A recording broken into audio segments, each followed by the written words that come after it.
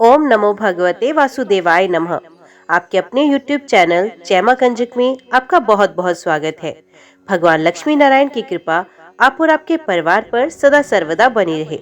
श्रीमद् भागवत पुराण की कथाओं को आगे बढ़ाते हुए आज की कथा का आरंभ हम उद्धव तथा गोपियों की बातचीत तथा भ्रमर गीत अध्याय से करेंगे। उम्मीद करती हूँ कथा का पूरा फल लेने के लिए आप कथा को शुरू से लेकर अंत तक जरूर श्रवण करेंगे। ओम नमो भगवते वासुदेवाय नमः। श्री सुखदेव जी कहते हैं, परीक्षित, गोपियों ने देखा कि श्री कृष्ण के सेवक उद्धव जी की आकृति और वेशभूषा श्री कृष्ण से मिलती जुलती है। घुटनों तक लंबी लंबी भुजाएं हैं, नूतन कमल दल के समान कोमल नेत्र है, शरीर पर पीताम्बर धारण किए हुए हैं, गले में कमल पुष्पों की माला है, कानों में मणि जनित कुंडल झलक रहे हैं और मुखारविंद अत्यंत प्रफुल्लित है। पवित्र मुस्कान वाली गोपियों ने आपस में कहा, ये पुरुष देखने में तो बहुत सुंदर है, परंतु ये है कौन? कहाँ से आया है? किसका दूत है? इसने श्री कृष्ण जैसी वेशभूषा क्यों धारण कर रखी है? सबकी सब गोपियां उनका परिचय प्राप्त करने के लिए अत्यंत उत्सुक हो गई और उसमें से बहुत सी पवित्र कीर्ति भगवान श्री कृष्ण के चरण कमलों के आश्रित तथा उनके सेवक सखा उद्धव जी को चारों ओर से घेर कर खड़ी हो गई। जब उन्हें मालूम हुआ कि ये तो रमण भगवान श्री कृष्ण का संदेश लेकर आए हैं, तब उन्होंने विनय से झुककर सलज्ज हास्य, चितवन और मधुर वाणी आदि से उद्धव जी का अत्यंत सत्कार किया तथा एकांत में आसन पर बैठाकर वे उनसे इस प्रकार कहने लगी, उद्धव जी, हम जानती हैं कि आप यदुनाथ के पार्षद हैं, उन्हीं का संदेश लेकर यहाँ आए हैं। आपके स्वामी ने अपने माता पिता को सुख देने के लिए आपको यहाँ भेजा, अन्यथा हमें तो अब नंदगांव में गौ के रहने की जगह में उनके स्मरण करने योग्य कोई भी वस्तु दिखाई नहीं पड़ती। माता पिता आदि सगे संबंधियों का स्नेह बंधन तो बड़े बड़े ऋषि मुनि भी बड़ी कठिनाई से छोड़ पाते हैं। दूसरों के साथ जो प्रेम संबंध का संवांग किया जाता है वे तो किसी न किसी स्वार्थ के लिए होता है। भोरों का पुष्पों से और पुरुषों का स्त्रियों से ऐसा ही स्वार्थ का प्रेम संबंध होता है। जब वैश्या समझाती है अब मेरे यहाँ आने वाले के पास धन नहीं, तो वे उसे छोड़ देती है। जब प्रजा देखती है यह राजा हमारी रक्षा नहीं कर सकता, तो वे उसका साथ छोड़ देती है। अध्ययन समाप्त हो जाने पर कितने शिष्य अपने आचार्यों की सेवा करते हैं। यज्ञ की दक्षिणा मिली कि ऋत्विज लोग चलते बने। जब वृक्ष पर फल नहीं रहते तब पक्षीगण वहां से बिना कुछ सोचे विचारे उड़ जाते हैं। भोजन कर लेने के बाद अतिथि लोग ही गृहस्थ की ओर देखते हैं। वन में आग लगी कि पशु भाग खड़े हुए। चाहे स्त्री के हृदय में कितना भी अनुराग हो, जार पुरुष अपना काम बना लेने के बाद उलटकर भी तो नहीं देखता। परीक्षित, गोपियों के मन, वाणी और शरीर श्री कृष्ण में ही तल्लीन थे। जब भगवान श्री कृष्ण के दूत बनकर उद्धव जी ब्रज में आए, तब वे उनसे इस प्रकार कहते कहते भूल ही गई कि कौन सी बात किस तरह किसके सामने कहनी चाहिए। भगवान श्री कृष्ण ने बचपन से लेकर किशोर अवस्था तक जितनी भी लीलाएं की, उन सबकी याद कर करके गोपियां उनका गान करने लगी। वे आत्म विस्मृत होकर स्त्री सुलभ लज्जा को भी भूल गई और फूट फूट कर रोने लगी। एक गोपी को उस समय स्मरण हो रहा था भगवान श्री कृष्ण के मिलन की लीला का। उसी समय उसने देखा कि पास ही एक भोरा गुनगुना रहा है। उसने ऐसा समझा मानो मुझे रूठी हुई समझकर श्री कृष्ण ने मनाने के लिए दूत भेजा है। वे गोपी भोरे इस प्रकार कहने लगी। गोपी ने कहा, रे मधु, तू कपटी का खखा है, इसलिए तू भी कपटी है। तू हमारे पैरों को मत छू, झूठे प्रणाम करके हमसे अनुनय विनय मत कर। हम देख रही हैं कि श्री कृष्ण को वनमाला हमारी सोतों के वक्षस्थल के स्पर्श से मसली हुई है। उसका पीला पीला कुमकुम तेरी मूछों पर भी लगा हुआ है। तू स्वयं भी तो किसी कुसुम से प्रेम नहीं करता, यहाँ से वहाँ उड़ा करता है। जैसे तेरा स्वामी वैसा ही तू। मधुपति श्री कृष्ण मथुरा के माननीय नायिकाओं को मनाया करे। उनका वे कुमकुम रूप कृपा प्रसाद जो यदुवंशियों की सभा में उपहास करने योग्य है, अपने ही पास रखें। उसे तेरे द्वारा यहाँ भेजने की क्या आवश्यकता? जैसा तू काला वैसे ही वे भी है। तू भी पुष्पों का रस लेकर उड़ जाता है, वैसे ही वे निकले। उन्होंने हमें केवल एक बार, हाँ ऐसे ही लगता है, केवल एक बार अपनी तनिक सी मोहिनी और परम बाधक अधर सुधा पिलाई थी और फिर हम भोली भाली गोपियों को छोड़कर यहाँ से चले गए। पता नहीं सुकुमारी लक्ष्मी उनके चरण कमलों की सेवा कैसे करती रहती हैं। अवश्य ही वे शैल शबीले श्री कृष्ण की चिकनी चुपड़ी बातों में आ गई होंगी। चित्तचोर ने उनका भी चित्त चुरा लिया होगा। अरे भ्रमर, हम वनवासी नहीं है, हमारे तो घर द्वार भी नहीं। तो हम लोगों के सामने यदुवंश शिरोमणि श्री कृष्ण का बहुत सा गुणगान क्यों कर रहा है? ये सब भला हम लोगों को मनाने के लिए ही तो है, परंतु नहीं नहीं, वे हमारे लिए कोई नहीं, हमारे लिए जाने पहचाने बिल्कुल पुराने हैं। तेरी चापलूसी हमारे पास नहीं चलेगी। तू जा, यहाँ से चला जा, और जिनके साथ सदा विजयी रहता है उन श्री कृष्ण की मधुर पूर्वासिनी सखियों के सामने जाकर उनका गुणगान कर। वे नहीं है, उनकी ललाएं कम जानती हैं, और इस समय वे उनकी प्यारी हैं। उनके हृदय की पीड़ा उन्होंने मिटा दी है। वे तेरी प्रार्थना स्वीकार करेंगी, तेरी चापलू से प्रसन्न होकर तुझे मुंह मांगा वस्तु देंगी। होरे, वे हमारे लिए छटपटा रहे हैं, ऐसा तू क्यों कहता है? उनकी कपट भरी मनोहर मुस्कान और भुहों के इशारे से जो वश में ना हो जाए, उनके पास दौड़ी ना आवे। ऐसी कौन सी स्त्रियां हैं? हरे अनजान, स्वर्ग में, पाताल में, पृथ्वी में ऐसी एक भी स्त्री नहीं। औरों की तो बात ही क्या, स्वयं लक्ष्मी जी भी उनके चरण रज की सेवा किया करती हैं। फिर हम श्री कृष्ण के लिए किस गिनती में हैं? परंतु तू उनके पास जाकर कहना कि तुम्हारा नाम तो उत्तम श्लोक है, अच्छे अच्छे लोग तुम्हारी कीर्ति का गान करते हैं, परंतु इसकी सार्थकता तो इसी में है कि तुम दोनों दीनों पर दया करो, नहीं तो कृष्ण तुम्हारा उत्तम श्लोक नाम झूठा पड़ जाता है। अरे मधुकर, देख, तू मेरे पैर पर सर मत टेक। मैं जानती हूँ कि तू अनुनय विनय करने में, क्षमा याचना करने में बड़ा निपुण है। मालूम होता है तो श्री कृष्ण से ही ये सीख कर आया है कि रूठे हुए को मनाने के लिए दूत को, संदेश वाहक को कितनी चाटू कारिता करनी चाहिए। परंतु समझ ले कि यहाँ तेरी दाल नहीं गलने वाली। देख, हमने श्री कृष्ण के लिए अपने पति पुत्र दूसरे लोगों को छोड़ा, परंतु उनमें तनिक भी कृतज्ञता नहीं। वे ऐसे निर्मोही निकले कि हमें छोड़कर चलते बने। अब तू ही बता, ऐसे अकृतज्ञ के साथ हम क्या संधि करें?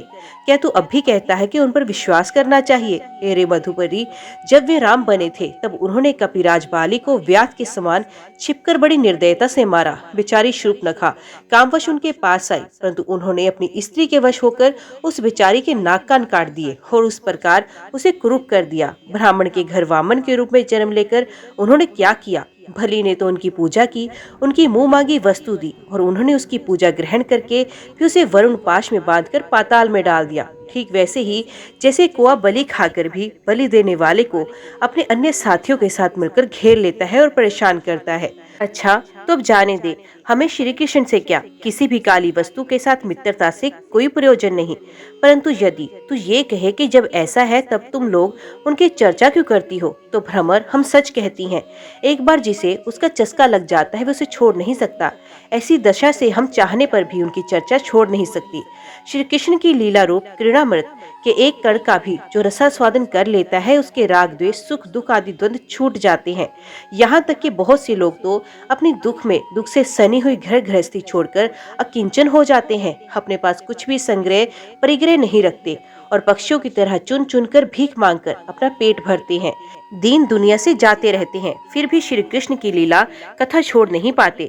वास्तव में उसका रस, उसका चस्का ऐसा ही है। यदि दशा हमारी हो रही है जैसे कृष्ण सार मृग की पत्नी भोली भाली हरिणियां व्याध के सुमधुर गान का विश्वास कर लेती हैं और उसके जाल में फंसकर मारी जाती हैं, वैसे ही हम भोली भाली गोपियां भी उस छलिया कृष्ण की कपट भरी मीठी मीठी बातों में आकर उन्हें सत्य के समान मान बैठी और उनके नक्श स्पर्श से होने वाली काम व्याधि का बार बार अनुभव करती रही। इसलिए श्री कृष्ण के दूत भोरे, अब इस विषय में तू और कुछ मत कह, तुझे कहना ही है तो कोई दूसरी बात कह। हमारे प्रियतम के प्यारे सखा, जान पड़ता है कि तुम एक बार उधर जाकर फिर लौट आए हो। अवश्य ही हमारे प्रियतम ने मनाने के लिए तुम्हें भेजा होगा। प्रिय भ्रमर, तुम सब प्रकार से हमारे माननीय हो। कहो, तुम्हारी क्या इच्छा है? हमसे जो चाहो सो मांग लो। अच्छा, तुम सच बताओ, क्या हमें वहां ले चलना चाहते हो? अजी, उनके पास जाकर लौटना बड़ा कठिन है। हम तो उनके पास जा चुकी, परंतु तुम हमें वहां ले जाकर करोगे क्या? प्यारे भ्रमर, उनके साथ उनके वक्ष स्थल पर तो उनकी प्यारी पत्नी लक्ष्मी जी सदा रहती है ना, तब वहां हमारा निर्वाह कैसे होगा? अच्छा, हमारे प्रियतम के प्यारे दूत मधुकर, हमें ये बताओ कि आर्यपुत्र भगवान श्री कृष्ण गुरुकुल से लौटकर मधुपुरी में अब सुख से तो है ना? क्या वे कभी नंद बाबा, यशोदा रानी, यहाँ के घर सगे संबंधी ग्वाल बालों की याद करते हैं? और क्या हम दासियों की भी कोई बात कभी चलाते हैं? प्यारे भ्रमर, हमें ये भी बताओ कि कभी भी अपनी अगर के समय दिव्य सुगंध से युक्त भुजा हमारे सरों पर रखेंगे? क्या हमारे जीवन में कभी ऐसा शुभ अवसर भी आएगा? परीक्षित, गोपियां भगवान श्री कृष्ण के दर्शन के लिए अत्यंत उत्सुक, ललायित हो रही थी। उनके लिए तड़प रही थी। उनकी बातें सुनकर उद्धव जी ने उन्हें उनके प्रियतम का संदेश सुनाकर सांत्वना देते हुए कुछ इस प्रकार कहा। हो गोपियों, तुम कृत्य कृत्य हो, तुम्हारा जीवन सफल है। देवियों, तुम सारे संसार के लिए पूजनीय हो, क्योंकि तुम लोगों ने इस प्रकार भगवान श्री कृष्ण को अपना हृदय, अपना सर्वस्व समर्पित कर दिया। दान, व्रत, तप, होम, जब, वेदा ध्यान, ध्यान धारणा, समाधि और कल्याण के अन्य विविध साधनों के द्वारा भगवान की भक्ति प्राप्त हो, यही प्रयत्न किया जाता है। ये बड़े सौभाग्य की बात है कि तुम लोगों ने पवित्र कीर्ति भगवान श्री कृष्ण के प्रति वही सर्वोत्तम प्रेम भक्ति प्राप्त की है और उसी का आदर्श स्थापित किया है, जो बड़े बड़े ऋषि मुनियों के लिए भी अत्यंत दुर्लभ है। सचमुच ये कितने सौभाग्य की बात है कि तुमने अपने पुत्र, पति, देह, स्वजन और घरों को छोड़कर पुरुषोत्तम भगवान श्री कृष्ण को, जो सबके परम पति हैं, पति के रूप में वर्ण किया। महाभाग्यवती गोपियों, भगवान श्री कृष्ण के वियोग से तुमने उन इंद्रियातीत परमात्मा के प्रति विभाव प्राप्त कर लिया, जो सभी वस्तुओं के रूप में उनका दर्शन कराता है। तुम लोगों का वह भाव मेरे सामने भी प्रकट हुआ।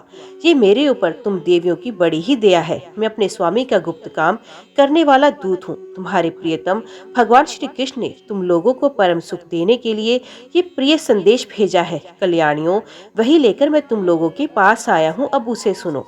भगवान श्री कृष्ण ने कहा है, मैं सबका उपादान कारण होने से सबकी आत्मा हूँ, सब में अनुगत हूँ, इसलिए मुझसे कभी भी तुम्हारा वियोग नहीं हो सकता। जैसे संसार के सभी भौतिक पदार्थों में आकाश, वायु, अग्नि, जल और पृथ्वी, ये पांचों भूत व्याप्त हैं, इन्हीं से सब वस्तुएं बनी हैं और यही उन वस्तुओं के रूप में है, वैसे ही मैं मन, प्राण, पंचभूत, इंद्रिय और उनके विषयों का आश्रय हूँ। वे मुझसे में है और मैं उनमें हूँ। सच पूछो तो मैं ही उनके रूप में प्रकट हो रहा हूँ। मैं ही अपनी माया के द्वारा भूत, इंद्रिय और उनके विषयों के रूप में होकर उनका आश्रय बन जाता हूँ तथा स्वयं निमित्त भी बनकर अपने आप को ही रचता हूँ, पालता हूँ और समेट लेता हूँ। आत्मा माया और माया के कार्यों से पृथक है। विशुद्ध ज्ञान स्वरूप जड़ प्रकृति अनेक जीव तथा अपने ही एवांतर भेदों से रही सर्वथा शुद्ध है। कोई भी गुण उसका स्पर्श नहीं कर पाते। माया की तीन वृत्तियां हैं, सुषुप्ति, स्वपन और जागृत। इनके द्वारा वही अखंड अनंत बोध स्वरूप आत्मा कभी प्राज्ञ तो कभी तेजस और कभी विश्व रूप से प्रतीत होता है।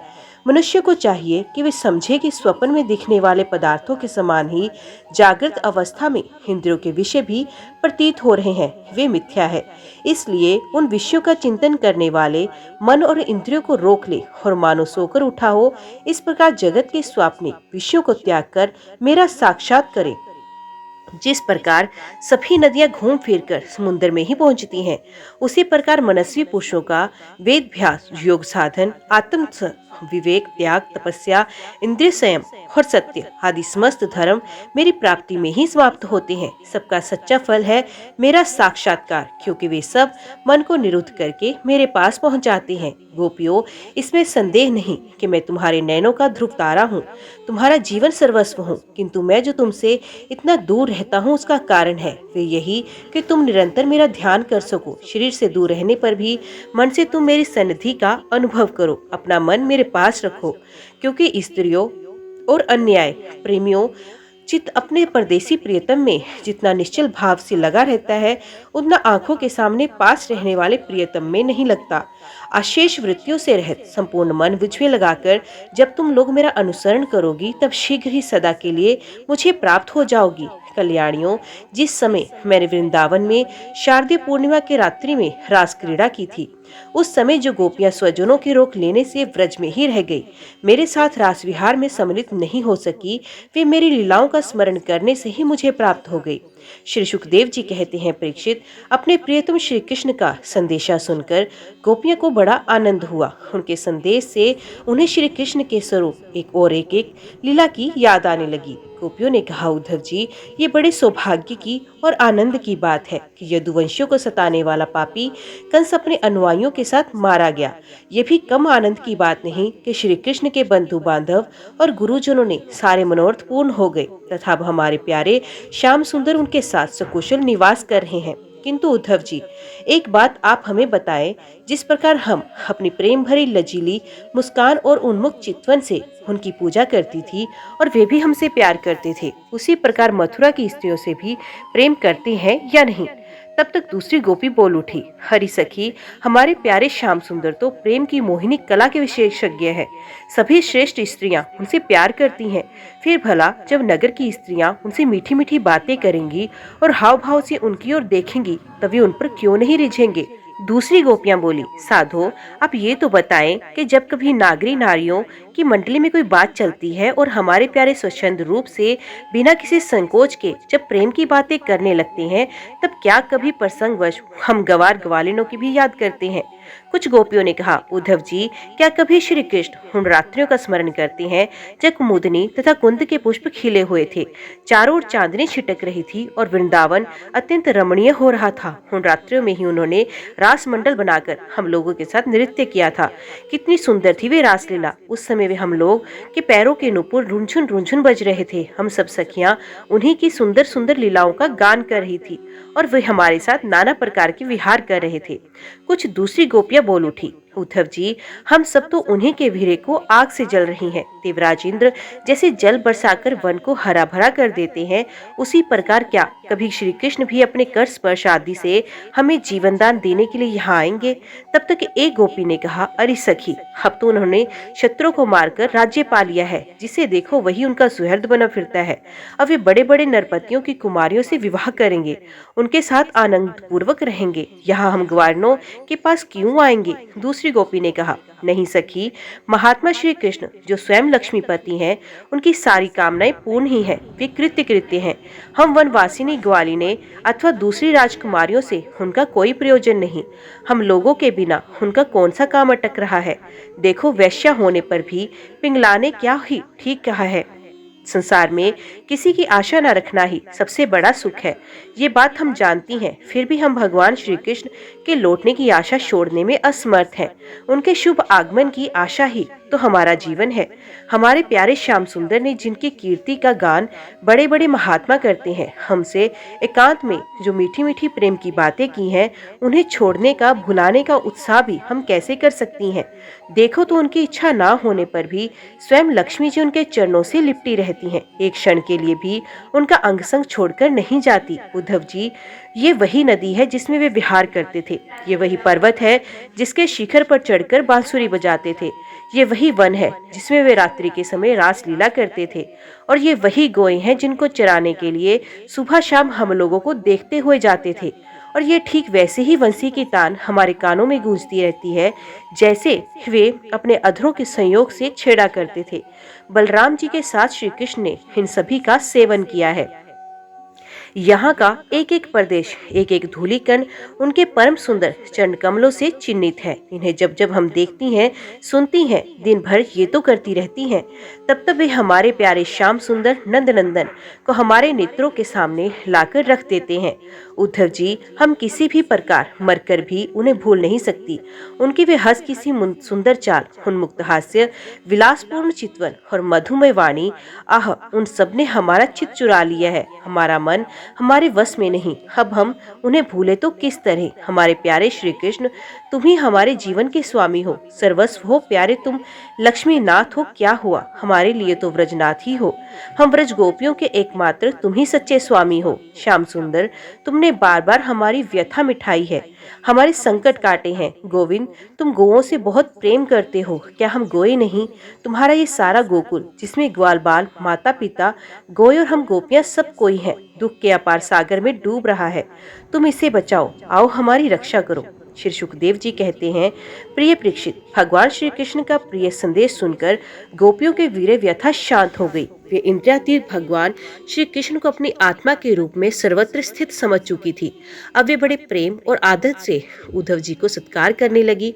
उद्धव जी गोपियों की वीर व्यथा मिटाने के लिए कई महीनों तक वहीं रहे। वे भगवान श्री कृष्ण की अनेकों लीलाएं और बातें सुना सुनाकर व्रजवासियों को आनंदित करते रहते। नंद बाबा के व्रज में जितने दिनों तक उद्धव जी रहे, उतने दिनों तक भगवान श्री कृष्ण की लीला की चर्चा होते रहने के कारण व्रजवासियों को ऐसा जान पड़ा मानो अभी भी एक ही क्षण हुआ हो।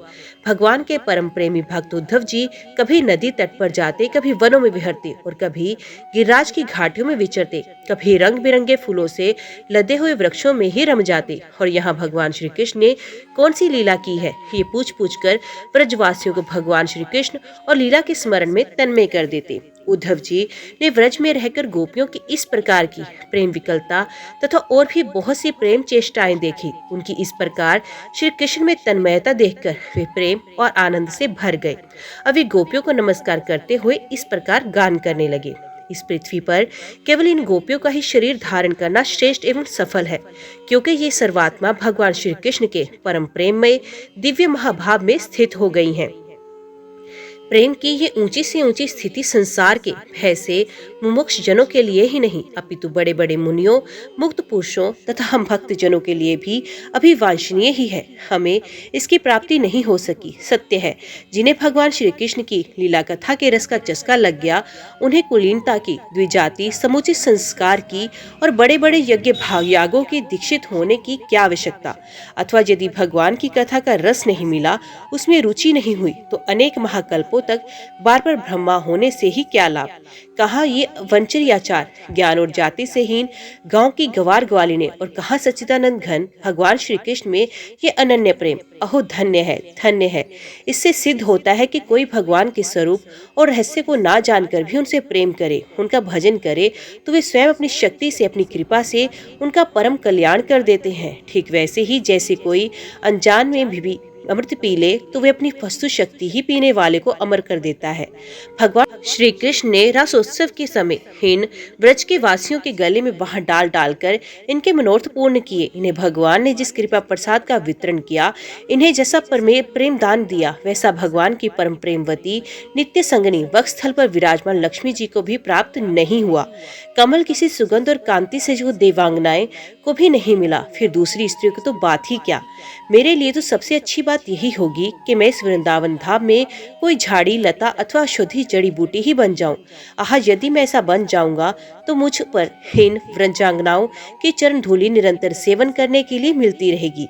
इनकी चरण रज में स्नान करके मैं धन्य हो जाऊंगा। धन्य है ये गोपियां, देखो तो सही, जिनको छेड़ना छोड़ना अत्यंत कठिन है। उन स्वजन संबंधियों तथा लोक वेद की आर्य मर्यादा का परित्याग करके इन्होंने भगवान की पदवी, उनके साथ तन्मयता, उनका परम प्रेम प्राप्त कर लिया। होरों की तो बात ही क्या। भगवत वाणी, उनकी निश्वास रूप समस्त श्रुतियां, उपनिषदें भी अब तक भगवान के परम प्रेम में स्वरूप को ढूंढती ही रहती हैं, प्राप्त नहीं कर सकती। स्वयं भगवती लक्ष्मी जी जिनकी पूजा करती हैं, ब्रह्मा शंकर आदि परम समर्थ देवता, पूर्ण काम आत्मा राम और बड़े बड़े योगेश्वर अपने हृदय में जिनका चिंतन करते हैं, भगवान श्री कृष्ण ने उन्हीं चरणार विंदों को रासलीला के समय गोपियों ने अपने वक्षस्थल पर रखा और उनका आलिंगन करके अपने हृदय की जलन, वीर व्यथा शांत की है। नंद बाबा के व्रज में रहने वाली गोपांगनाओं की चरण धूलि को मैं बारंबार प्रणाम करता हूँ, उसे सर पर चढ़ाता हूँ। आहा, इन गोपियों ने भगवान श्री कृष्ण की लीला कथा के संबंध में जो कुछ गान किया, वे तीनों लोगों को पवित्र कर रहा है और सदा सर्वदा पवित्र करता रहेगा। परीक्षित, इस प्रकार कई महीनों तक व्रज में रहकर उद्धव जी ने अब मथुरा जाने के लिए गोपियों से, नंद बाबा से और यशोदा मैया से आज्ञा प्राप्त की। ग्वाल बालों से विदा लेकर वहां यात्रा करने के लिए वे रथ पर सवार हुए। जब उनका रथ व्रज से बाहर निकला, तब नंद बाबा आदि गोपगण बहुत सी भेंट की सामग्री लेकर उनके पास आए और आंखों में आंसू भरकर उन्होंने बड़े प्रेम से कहा, उद्धव जी, अब हम यही चाहते हैं कि हमारे मन की एक एक वृत्ति, एक एक संकल्प श्री कृष्ण के चरण कमलों के ही आश्रित रहे, उन्हीं की सेवा के लिए उठे और उन्हीं में ही लगे रहे। हमारी वाणी नित्य निरंतर उन्हीं के नामों का उच्चारण करती रहे और उन्हीं के शरीर उन्हीं को प्रणाम करके उन्हीं की आज्ञा पालन और सेवा में लगा रहे। उद्धव जी, हम सच कहते हैं, हमें मोक्ष की इच्छा बिल्कुल नहीं। हम भगवान की इच्छा से अपने कर्मों के अनुसार चाहे जिस योनि में जन्म ले, वे शुभ आचरण करे, दान करे और उसका फल यही पाए कि हमारे अपने ईश्वर श्री कृष्ण में हमारी प्रीति उत्तरोत्तर बढ़ती रहे। प्रिय परीक्षित, नंद बाबा आदि गोपों ने इस प्रकार श्री कृष्ण भक्ति के द्वारा उद्धव जी का सम्मान किया। अब वे भगवान श्री कृष्ण के द्वारा सुरक्षित मथुरापुरी में लौट आए। वहां पहुंचकर उन्होंने भगवान श्री कृष्ण को प्रणाम किया और उन्हें व्रजवासियों की प्रेममयी भक्ति का उद्रेक जैसा उन्होंने देखा था कह सुनाया। इसके बाद नंद बाबा ने भेंट की जो सामग्री दी थी वे उनको वसुदेव जी को, बलराम जी को और राजा उग्रसेन को दे दी। ओम नमो भगवते वासुदेवाय नमः। आज की वीडियो में इतना ही। उम्मीद करती हूँ वीडियो आपको पसंद आई होगी। वीडियो पसंद आई हो तो वीडियो को लाइक और चैनल को सब्सक्राइब जरूर कीजिएगा। जय श्री हरि लिखकर कमेंट बॉक्स में अपनी हाजिरी और अपने सुझाव देना ना भूलिएगा। तो मिलते हैं अगले अध्याय के साथ। तब तक के लिए देखते व सुनते रहिए। जय मां कंजक, जय माता दी।